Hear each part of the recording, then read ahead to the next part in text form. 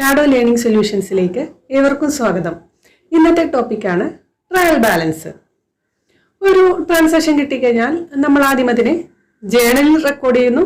Recording എന്ന process നടക്കുന്നത് ജേണലിലാണ്. ഇവിടെ ജേണലിൽ നിന്നും ട്രാൻസാക്ഷനുകളെ ലെഡ്ജറിലേക്ക് മാറ്റുന്നു. ക്ലാസിഫിക്കേഷൻ എന്ന പ്രോസസ്സ് നടക്കുന്നത് ലെഡ്ജറിലാണ്. ലെഡ്ജർ അക്കൗണ്ടുകളുടെ ബാലൻസ് എടുത്ത് ട്രയൽ ബാലൻസ് തയ്യാറാക്കുന്നു. യഥാർത്ഥത്തിൽ ട്രയൽ ബാലൻസ് എന്ന് പറഞ്ഞാൽ ലെഡ്ജർ അക്കൗണ്ടുകളുടെ ബാലൻസ് ട്രയൽ എഴുതി നോക്കുന്നതാണ് ട്രയൽ ബാലൻസ്. അതായത് ഡെബിറ്റും ക്രെഡിറ്റും തുല്യമാണോ എന്ന് ലെഡ്ജർ അക്കൗണ്ടുകളുടെ ബാലൻസിനെ ട്രയൽ എഴുതി നോക്കുന്നതാണ് ട്രയൽ ബാലൻസ്. ട്രയൽ ബാലൻസ് എന്നത് ഫൈനൽ അക്കൗണ്ടുകളുടെ ഭാഗമല്ല, ഡബിൾ എൻട്രി സിസ്റ്റത്തിന്റെ ഭാഗവുമല്ല. ട്രയൽ ബാലൻസ് എന്നത് ഒരു സ്റ്റേറ്റ്മെന്റ് ആണ്. ഇത് ഏത് സമയത്ത് വേണമെങ്കിലും തയ്യാറാക്കാം. ട്രയൽ ബാലൻസ് എന്ന് പറയുന്നത് ഒരു പർട്ടിക്കുലർ ഡേറ്റിലെ ലെഡ്ജർ അക്കൗണ്ടുകളുടെ ബാലൻസ് ആണ് ട്രയൽ ബാലൻസ്. അതായത് ഒരു ബിസിനസ് ഓർഗനൈസേഷനിലെ ഒരു പ്രത്യേക ഡേറ്റിലെ ഡെബിറ്റുകളുടെയും ക്രെഡിറ്റുകളുടെയും ബാലൻസുകളുടെ സ്റ്റേറ്റ്മെന്റ് ആണ് trial balance. Trial balance books and അക്കൗണ്ട്സിന്റെ കറക്റ്റ്നെസ് വെരിഫൈ ചെയ്യാനാണ് തയ്യാറാക്കുന്നത്. അതായത് അക്കൗണ്ട്സുകളുടെ ആക്യുറസി പരിശോധിക്കാൻ, അവയുടെ അരിത്തമെറ്റിക്കൽ ആക്യുറസി പരിശോധിക്കാനാണ് ട്രയൽ ബാലൻസ് തയ്യാറാക്കുന്നത്. ട്രയൽ ബാലൻസ് എന്നത് ലെഡ്ജർ അക്കൗണ്ടുകൾ തയ്യാറാക്കിയ ശേഷം മാത്രമേ തയ്യാറാക്കാൻ സാധിക്കുകയുള്ളൂ. ട്രയൽ ബാലൻസ് തയ്യാറാക്കുന്നതിന് രണ്ട് മെത്തേഡ് ഉണ്ട്. ഒന്ന് ടോട്ടൽ മെത്തേഡ്, രണ്ട് ബാലൻസ് മെത്തേഡ്. ടോട്ടൽ മെത്തേഡിൽ ലെഡ്ജർ അക്കൗണ്ടുകളുടെ ടോട്ടൽ ആണ് ട്രയൽ ബാലൻസിലേക്ക് മാറ്റുന്നത്. ബാലൻസ് മെത്തേഡില് ലെഡ്ജർ അക്കൗണ്ടുകളുടെ ബാലൻസ് ആണ് ട്രയൽ ബാലൻസിലേക്ക് മാറ്റുന്നത്. ട്രയൽ ബാലൻസ് എന്നത് ഫൈനൽ അക്കൗണ്ടുകളുടെ ഭാഗമല്ല, ഡബിൾ എൻട്രി സിസ്റ്റത്തിന്റെ ഭാഗവുമല്ല. ലെഡ്ജർ അക്കൗണ്ടുകളുടെ ഒരു ലിസ്റ്റ് ആണ് ട്രയൽ ബാലൻസ്. അതായത് ടോട്ടൽ ഡെബിറ്റും ടോട്ടൽ ക്രെഡിറ്റും തുല്യമാണോ എന്ന് പരിശോധിക്കുന്നതാണ് ട്രയൽ ബാലൻസിലൂടെ. ഇനി അഥവാ ട്രയൽ ബാലൻസിൽ എന്തെങ്കിലും വ്യത്യാസം കാണുകയാണെങ്കിൽ അത് താൽക്കാലികമായി സസ്പെൻസ് അക്കൗണ്ടിലേക്കാണ് മാറ്റുന്നത്. ട്രയൽ ബാലൻസ് സാധാരണയായി തയ്യാറാക്കുന്നത് എറേഴ്സ് കണ്ടുപിടിക്കാനാണ്. പക്ഷേ കോമ്പൻസേറ്റിംഗ് എറേഴ്സും എറർ ഓഫ് പ്രിൻസിപ്പിളും ട്രയൽ ബാലൻസ് ഡിസ്ക്ലോസ് ചെയ്യുന്നില്ല. പ്രധാനമായും രണ്ട് തരം എററുകളാണുള്ളത്. ട്രയൽ ബാലൻസിനെ എഫക്ട് ചെയ്യുന്ന എറേഴ്സും ട്രയൽ ബാലൻസിനെ എഫക്ട് ചെയ്യുന്ന 6 തരം എററുകളാണുള്ളത്. ഒന്നാമത് എറർ ഓഫ് ഒമിഷൻ. ഒരു ട്രാൻസാക്ഷനെ രേഖപ്പെടുത്താതെ വിട്ടുകളയുന്നു. ഇവിടെ മനഃപൂർവ്വമല്ലാതെ ഡെബിറ്റ് എൻട്രിയും ക്രെഡിറ്റ് എൻട്രിയും വരാത്തതുകൊണ്ട് ട്രയൽ ബാലൻസിൽ വ്യത്യാസം കാണിക്കുന്നില്ല. ഒമിഷൻ, എറർ ഓഫ് ഒമിഷൻ രണ്ട് തരത്തിൽ സംഭവിക്കാം. Error of complete omission and error of partial omission. Error of complete ഒമിഷനില് ട്രാൻസാക്ഷനെ പൂർണ്ണമായി രേഖപ്പെടുത്താതെ വിട്ടുകളയുന്നു.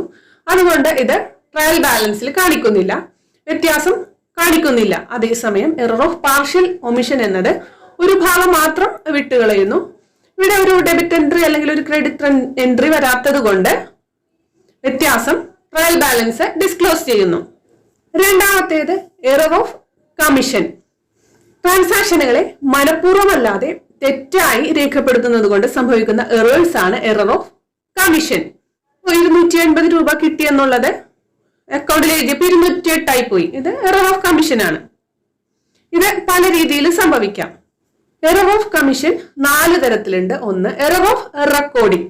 അതായത് ഒരു ട്രാൻസാക്ഷനെ ബുക്സ് ഓഫ് അക്കൗണ്ട്സിൽ റെക്കോർഡ് ചെയ്തപ്പോൾ സംഭവിച്ച എറർ ആണ് error of recording. Sold goods to mister X for ₹500 but recorded in the books 550. അത് 500 എന്ന് എഴുതേണ്ട ഇടത്ത് 580 എന്ന് എഴുതി. അപ്പൊ ഇത് ട്രയൽ ബാലൻസിൽ വ്യത്യാസം കാണിക്കുന്നില്ല, ഈ എറർ ഡിസ്ക്ലോസ് ചെയ്യുന്നില്ല. രണ്ടാമത്തേത് എറർ ഓഫ് പോസ്റ്റിംഗ്. അതായത് ജേണലിൽ നിന്ന് ലെഡ്ജറിലേക്ക് പോസ്റ്റ് ചെയ്തപ്പോൾ സംഭവിച്ച എററാണ് എറർ ഓഫ് പോസ്റ്റിംഗ്. ഇത് 3 തരത്തിൽ സംഭവിക്കാം. ഒരു ട്രാൻസാക്ഷന് ജേണലിൽ നിന്നും ലെഡ്ജറിലേക്ക് പോസ്റ്റ് ചെയ്യുമ്പോൾ 3 കാര്യങ്ങൾ കറക്റ്റ് ആയിരിക്കണം. റൈറ്റ് എമൗണ്ട് ആയിരിക്കണം, റൈറ്റ് സൈഡ് ആയിരിക്കണം, റൈറ്റ് അക്കൗണ്ട് ആയിരിക്കണം. ഇവയെല്ലാം തെറ്റുക, അല്ലെങ്കിൽ ഏതെങ്കിലും 2 എണ്ണം തെറ്റുക, അല്ലെങ്കിൽ ഏതെങ്കിലും 1 എണ്ണം തെറ്റുക, എങ്ങനെയാണെങ്കിലും അത് എറർ ഓഫ് പോസ്റ്റിംഗ് ആണ്. എറർ ഓഫ് പോസ്റ്റിംഗ് ട്രയൽ ബാലൻസിനെ ബാധിക്കാനും ബാധിക്കാതിരിക്കാനും സാധ്യതയുണ്ട്. മൂന്നാമത്തേത് എറർ ഓഫ് കാസ്റ്റിംഗ്. അതായത് അക്കൗണ്ടുകളെ ടോട്ടൽ ചെയ്തപ്പോൾ സംഭവിച്ച എററാണ് എറർ ഓഫ് കാസ്റ്റിംഗ്. ടോട്ടല് 11,000 എന്ന് എഴുതേണ്ട ഇടത്ത് ടോട്ടൽ ചെയ്ത് വന്നപ്പോൾ 12,000 ആയി. ഇത് എറർ ഓഫ് കാസ്റ്റിംഗ് ആണ്.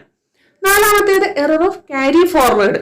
അതായത് റോങ് ആയി ക്യാരി ഫോർവേഡ് ചെയ്തത് മൂലം സംഭവിച്ച എറർ ആണ് എറർ ഓഫ് ക്യാരി ഫോർവേഡ്. ഇങ്ങനെ 4 തരത്തിലെ എറർ ഓഫ് കമ്മീഷൻ സംഭവിക്കാം.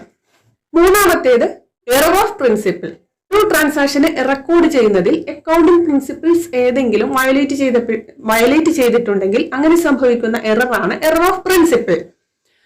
ഇത് 2 തരത്തിൽ സംഭവിക്കാം. ഒന്നുകിൽ ഗോൾഡൻ റൂൾസ് ഓഫ് അക്കൗണ്ടിംഗ് ശരിയായ രീതിയിൽ ഉപയോഗിക്കാതിരിക്കുക, അല്ലെങ്കിൽ ക്യാപിറ്റൽ എക്സ്പെൻഡിച്ചറുകളെയും റവന്യൂ എക്സ്പെൻഡിച്ചറുകളെയും തെറ്റായി അല്ലെങ്കിൽ മാറി രേഖപ്പെടുത്തുക. 2 തരത്തിലെ എറർ ഓഫ് പ്രിൻസിപ്പിൾ സംഭവിക്കാം. അപ്പൊ ഗോൾഡൻ റൂൾസ് ഓഫ് അക്കൗണ്ടിംഗ് എന്താണ്, ക്യാപിറ്റൽ എക്സ്പെൻഡിച്ചർ എന്താണ്, റവന്യൂ എക്സ്പെൻഡിച്ചർ എന്താണ് എന്നറിയാത്തവർ മുൻ ക്ലാസ്സുകൾ കാണുക, അതിനുശേഷം മാത്രം ഈ ക്ലാസ് കാണുക. ഇങ്ങനെ ക്യാപിറ്റൽ എക്സ്പെൻഡിച്ചറിനെ റവന്യൂ എക്സ്പെൻഡിച്ചർ ആയിട്ട് ട്രീറ്റ് ചെയ്യുകയോ അല്ലെങ്കിൽ റവന്യൂ എക്സ്പെൻഡിച്ചറെ ക്യാപിറ്റൽ എക്സ്പെൻഡിച്ചർ ആയിട്ട് ട്രീറ്റ് ചെയ്യുകയോ ചെയ്താൽ അവിടെ എറർ ഓഫ് പ്രിൻസിപ്പിൾ സംഭവിക്കാം.